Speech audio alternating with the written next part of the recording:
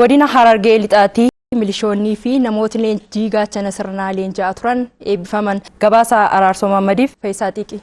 Godina Harargee lixaa aanaa Doobbaatti milishoonni 520 leenjii heera mootummaa tooftaa loltummaa irratti leenji'aa turan bakka hooggantoonni godinaalee fi hawaasni aanichaa argamanitti eebbifamaniiru. Kaayyoon leenjii kanaa milishoonni duraanii birmadummaa biyya isaanii kabachiisuuf adda waraanaatti bobba'anii waan jiraniif kana bakka buusuuf hawaasa aanaa Doobbaa hirmaachisuun milishoota kana kan leenjisan ta'uu himanii hawaasni fi qaamoleen nageenyaa waliin ta'uun gahee keessan eeggachuu qabdu jechuun dubbataniiru. Tariitteri ittaanaa waajjira poolisii aanaa Doobbaa Saajin Olaanaa Girmaa Tulluu.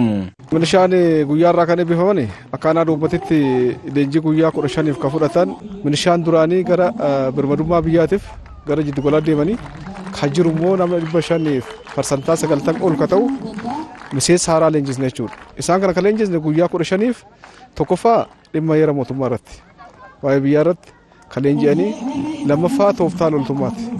Tooftaa loltummaa haala diina ittiin dha'uu danda'u keessayyuu haala yeroo ammaa kana wal qabatee yeroo ammaa kun yeroo biyyi hawaasni kamiyyuu biyyaaf birmadummaa biyyaa keessa deemaa jiran jechuudha.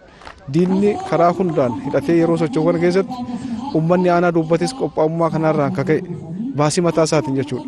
Baasii mataa isaatiin milishaa araddaa tokkorraa nama 15 baasuudhaan akka leenji'u taasisee jira. Sirna eebbaa kana irrattis bulchaan aanaa Doobbaa obbo Mikaa'el Ahimad fi itti gaafatamaa waajjira bulchiinsaaf nageenyaa godina Harargee lixaa obbo Ahimad Abdii heera mootummaa fi birmadummaa biyyaa kabachiisuuf yeroo kamiyyuu caalaa qaamni nageenyaa wabii ta'uu qabdu jechuun dubbataniiru. Milishoonni guyyaa irraa eebbifamtan akkuma kaleessaa wardiyaa heera mootummaa taatanii sirna kana balaarraa eegaa kan turtanii fi har'as kaayoo fi ergama isaa osoo hin harcaasin gahee keessan karaa guutuu ta'een yeroo kamuu caalaa akka baattan abdiin qaba. Yeroo gabaabaa keessatti humni kun nagaa biyya akka buusu akka mootummaattis akka uummataattis waan abdatamuuf kana hubattanii dirqama isin kenname kana naamusaa fi leenjii argattan san fayyadamtanii yeroo gabaabaa keessatti biyya tana nagaa akka buusun waamicha dabarsaa. Konoleer Seefuu Hussein hoogganaa humna eeggataa godina Harargee lixaa aggaammii keessaa fi alaan biyya keenya irratti taasifamaa jiru ofirraa qolachuuf humnaa fi maallaqa qabnuun wal cinaa hiriiruun barbaachisaadha jedhaniiru.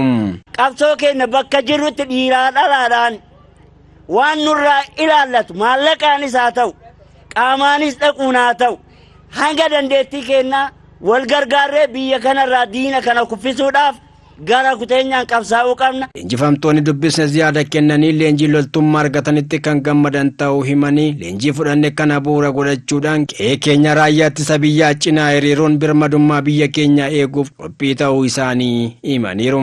Hanga daangaa biyyattiitti fi diinota alaa fi keessaaf Itoophiyaa irratti aggaamii godhan kana cinaa dhaabbannee ga'umsaan ni baana jeetiin abdii qaba. Hanga lubbuun teenya wareegamtutti biyya teenyaaf ni jirra jenneeti deemaa jirra.